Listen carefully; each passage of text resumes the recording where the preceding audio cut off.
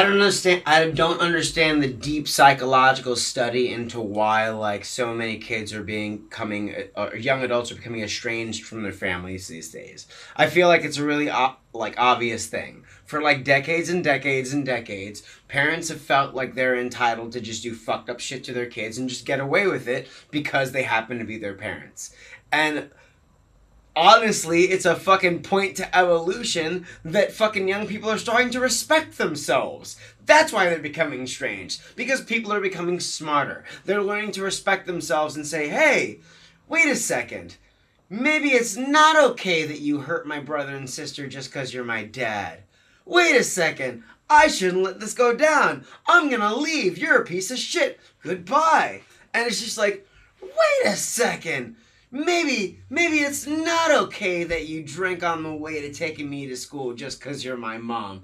Maybe that was pretty bad for 10 years. Maybe I should just say fuck you to you. And maybe that's my human right. Maybe technically that's everybody's fucking human right. I don't even think that's funny. I think that that's a practical idea that everybody was eventually going to come to. That like, if you don't stand up to the people abusing you, you never develop any form of self-respect. And in the long run, it's not even just you that pays for it. It's your lovers, it's your kids, it's all the relationships that you get into. Eventually, you have to stand up to the people who just treat you and your emotions recklessly and be like, look, you know what's funny? Is the fact that you think that you're going to get away with this. And you know what the punchline is? Me saying fuck you and leaving. That's the fucking punchline. And I think millions of people have caught on to fucking that. You know, like, it's millions of young people have caught on to the fact that it's just like, oh, maybe it's not okay for you to impose, like, your racism and your parent enabling and all of your narcissism and all of your belittling, all these things upon me because I'm a human being and I have a right to be treated so. And you know what? We should have saw that coming. Because with information comes knowledge, and with knowledge comes power. And with power comes the downfall of what was fucking ignorant before it. And so now we got like a whole nation of like millions of parents being like, I have no idea, why are my kids leaving me?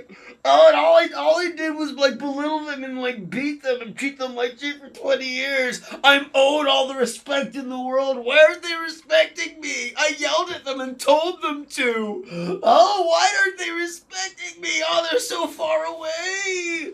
That's like millions of like parents like right now at this point in time in history. They're just crying because they couldn't get away with like abusing their kids for 30 years and now those kids don't want to talk to them. But here's the silver lining. Here's the fucking beautiful silver lining. All of you parents have the opportunity to work to get your kids' trust back. If you really wanted to, you could genuinely wake up every day and work to get their trust back just the way you asked them to do for you. And if you really love them, you'll do it. And if you don't, you won't. And it's as fucking simple as that. It's not deep or fucking psychological. If you want them to stay, you'll fucking work to get them to stay because you're their guide. You're the person that they were supposed to hold in their heart as the one to lead them through life. If you really want them to be around, you'll fucking fight to get them back. And if you don't, then you won't. And they'll go off and they'll find a way to survive. And that's what like millions of parents and kids are going through right now. With kids becoming smart enough to be like, I'm not going to take this shit. And parents all sitting around like, why didn't my plan work?